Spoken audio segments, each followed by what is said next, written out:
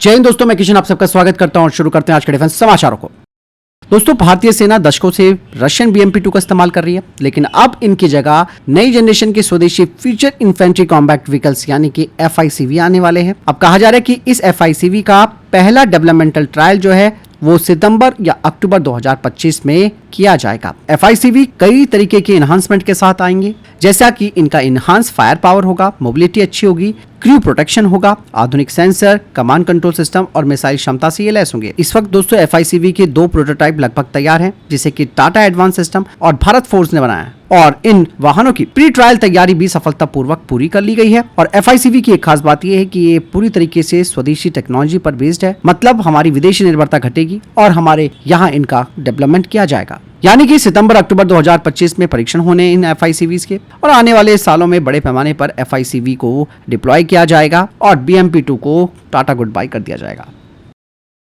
दोस्तों, यहाँ पर एक बड़ी अपडेट आई है कि भारत ने ग्रीस को LR-LACM क्रूज मिसाइल का एक प्रस्ताव दिया है, जो कि ऑफिशियली नहीं है और ग्रीस मीडिया इस बात का दावा कर रही है कि भारत ने चुपचाप तरीके से ग्रीस को LR-LACM क्रूज मिसाइल की पेशकश की है। अगर ये मिसाइल ग्रीस को मिल जाती है तो एजियन सागर में एक पावर बैलेंस यहाँ पर बन जाएगा, खास करके तुर्की के खिलाफ, जिसमें कि ग्रीस को एक बड़ी टैक्टिकल बढ़त मिल जाएगी। LR-LACM को DRDO के द्वारा तैयार किया जा रहा है। ये एक स्वदेशी सबसोनिक क्रूज मिसाइल है। इसकी रेंज दोस्तों 1500 किलोमीटर है अगर इसे लैंड लॉन्च किया जाता है। अगर नेवल शिप से लॉन्च किया जाता है तो इसकी रेंज 1000 किलोमीटर है और ये अपने साथ कन्वेंशनल और न्यूक्लियर दोनों तरीके के वॉरहेड ले जा सकती है। इवन दोस्तों, इसकी सबसे बड़ी खासियत है कि ये रडार को चकमा देती है अपने टेरन हगिंग फ्लाइट से। पिन पॉइंट एक्यूरेसी है इसकी और जबरदस्त मैन्युवरेबिलिटी है। ये निर्भय मिसाइल का एडवांस वेरिएंट है जो कि मानिक टर्बोफैन इंजन से ऑपरेट होगा और ये मिसाइल दोस्तों तुर्की के लिए इसलिए भी गेम चेंजर साबित हो सकती है क्योंकि इसके जरिए ग्रीस तुर्की के एयरबेस और रडार को खत्म कर सकता है। यानी कि शुरुआती हमले में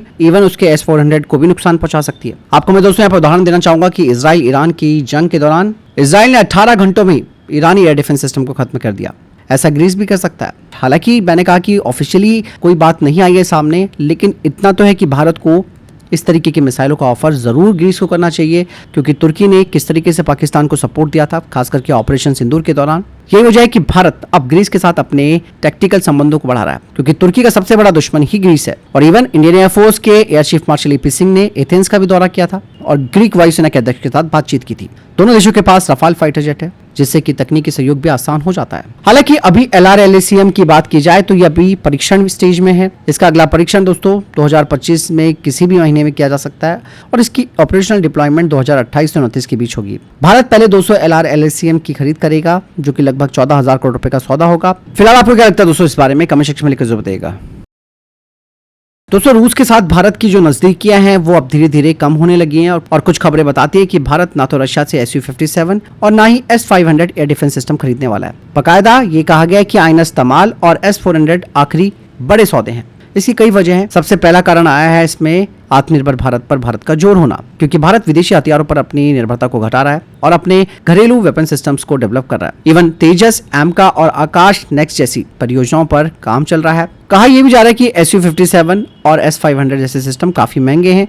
रशिया ने अभी तक भारत को उसका पूरा स्पेसिफिकेशन या ट्रांसफर ऑफ टेक्नोलॉजी के बारे में कोई क्लियरिटी नहीं दी है। मतलब कितना वो तकनीकी हस्तांतरण भारत को करेगा, कितनी कीमत वो हमसे लेगा, ये चीजें क्लियर नहीं है। यहाँ पर रशिया को भी बड़ी प्रॉब्लम है। उसकी खुद की घरेलू रक्षा क्षमताएं जो है वो सीमित हो गई हैं। उसके प्रोडक्शन पर बड़ा असर पड़ा है। भारत को टाइम पर वो डिलीवर नहीं कर पा रहा कोई भी चीज। इवन आपने देखा होगा कि S-400 भी बाकी की 2 स्क्वाड्रन्स अभी नहीं आई हैं। स्पेयर पार्ट्स के लिए हमें अभी भी रशिया की तरफ देखना पड़ता है।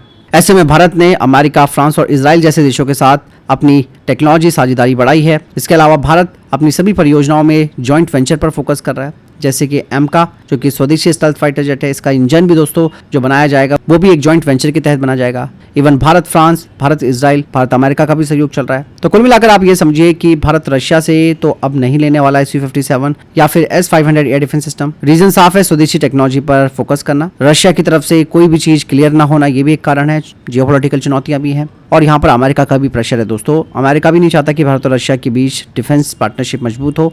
दूसरी बात ये भी कहा जा रहा है कि भारत रशिया से ऑयल ज़्यादा खरीदता है, तो अब वो ऐसा बिल लेके आने वाले हैं जिसमें कि साफ तौर पर कहा गया है कि चाहे भारत हो या चाहे कोई भी देश, अगर वो रशिया से तेल लेता है तो उसके ऊपर सैंक्शन लगाए जाएंगे। वहीं दोस्तों भारतीय कंपनी SMPP लिमिटेड को भारतीय सेना की तरफ से 300 करोड़ रुपए का ऑर्डर मिला है, जो कि बुलेट प्रूफ जैकेट और हाईटेक हेलमेट के लिए है। और ये इमरजेंसी प्रोक्योरमेंट 5 के तहत किया गया है। इस ऑर्डर में 27,000 bullet proof jackets, 11,700 advance ballistic helmet शामिल है। मतलब भारतीय सेना के जवानों को बेहतर सुरक्षा प्रदान करना, तेजी से बदलती हुई सुरक्षा जरूरतों को तुरंत पूरा करना, सीमा पर तैनात सैनिकों को आधुनिक और हल्के सुरक्षा उपकरण देना है। वहीं दोस्तों डीआरडीओ की NPOL यानी कि नेवल फिजिकल एंड ओशियोनोग्राफिक लेबोरेटरी ने हाल ही में बंगाल की खाड़ी में देश का पहला मूवर्ड ऑटोनॉमस सोनार सिस्टम का सफल परीक्षण किया। ये एक ऑटोनॉमस अंडर वाटर सेंसर है जो कि समुद्र की सतह के नीचे की गतिविधियों को पकड़ने के लिए स्थिर यानी कि मोड किया जाता है। ये पानी के नीचे निगरानी करता है और पनडुब्बियों और अन्य संदिग्ध गतिविधियों का पता लगाता है। इसके जरिए भारत के तटीय इलाकों की सुरक्षा और मजबूत होगी। अकॉस्टिक नेटवर्क के जरिए ये समुद्र सिस्टम में हो रही गतिविधियों पर लगातार नजर रख पाएगा। मतलब साफ है कि इससे कि भारत की समुद्री सुरक्षा और निगरानी क्षमताएं कई गुना बढ़ जाएंगी। वही दोस्तों रशिया अब भारत को अकुला क्लास की परमाणु शक्ति से चलने वाली पनडुब्बी 2028 में सौंपेगा। इस बारे में हाल ही में एक रिपोर्ट जारी की गई है। हालांकि ये डिलीवरी 2025 में होनी थी, लेकिन कुछ तकनीकी और लॉजिस्टिक कारणों की वजह से इसमें 3 साल की देरी हो गई है। और ये पनडुब्बी भारत और रशिया के बीच 2019 में हुए $3 अरब के समझौते का हिस्सा है। इससे पहले भारत ने आईएनएस चक्र नाम की अकुला क्लास की पनडुब्बी 2012 से 2022 तक किराए पे ली थी, यानी कि लीज पे ली थी। और इवन इसके जरिए भारत अपनी परमाणु पनडुब्बी संचालन की जो एक्सपीरियंस है उसे और बढ़ाता है। हालांकि नई जो पनडुब्बी आईएनएस चक्र भारत को मिलेगी वो काफी अपग्रेडेड होगी। इवन रशिया अब इस नई पनडुब्बी में 3M14 के कैलिबर क्रूज मिसाइल लगाकर देगा। इस मिसाइल की रेंज 1500 से 2000 किलोमीटर है, जबकि पुरानी मिसाइलों की रेंज केवल 500 से 600 किलोमीटर थी। ये मिसाइल जमीन और समुद्र दोनों लक्ष्यों पर सटीकता से हमले कर सकती है। अकुला क्लास की पनडुब्बियों को वैसे भी दोस्तों दुनिया की सबसे एडवांस परमाणु पनडुब्बियों में गिना जाता है। इनकी स्टेल्थ क्षमताएं होती है, इवन इनमें टॉर्पीडो, क्रूज मिसाइलें और साथ ही साथ ये लंबी दूरी तक की स्ट्राइक कर सकती हैं। ये पनडुब्बियां एंटी सबमरीन, एंटी सरफेस और लॉन्ग रेंज अटैक मिशंस के लिए काफी महत्वपूर्ण हो जाती हैं। फिलहाल भारत के पास स्कॉर्पियन क्लास की डीजल इलेक्ट्रिक पनडुब्बियां हैं और आईएनएस अरिहंत जैसी 2 परमाणु बैलिस्टिक मिसाइल पनडुब्बियां हैं, यानी कि SSBNs। लेकिन दोस्तों न्यूक्लियर अटैक सबमरीन क्लास की ये नई अकुला क्लास की पनडुब्बी भारतीय नौसेना की क्षमता को कई गुना बढ़ा देगी। और 1500 किलोमीटर रेंज वाली दोस्तों इस कैलिबर मिसाइल से लैस ये पनडुब्बी चाइना जैसी चुनौतियों के बीच हिंद महासागर और इंडो पैसिफिक क्षेत्र में भारत की मौजूदगी और दबदबे को बढ़ा देगी। इसके अलावा अडानी डिफेंस एंड एरोस्पेस ने next generation anti radiation missile type 2, जिसे कि रुद्रम 2 के नाम से जाना जाता है, उसे डीआरडीओ की DRDL को सौंपा है। रुद्रम 2 दोस्तों एक आधुनिक एयर टू सरफेस मिसाइल है।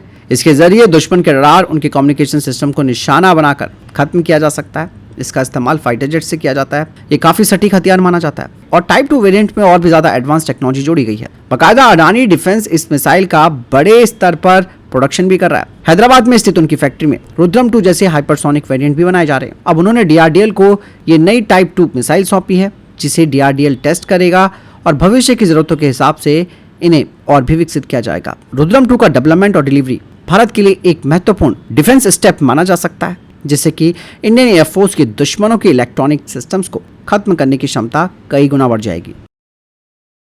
फिलहाल ये अभी तक के टॉप डिफेंस अपडेट। वीडियो के सामने कोई प्रश्न जवाब या आपका कोई सवाल है कमेंट सेक्शन में लिखकर जरूर पूछ सकते हैं। वीडियो को लाइक और शेयर जरूर कीजिएगा। जय हिंद, वंदे मातरम।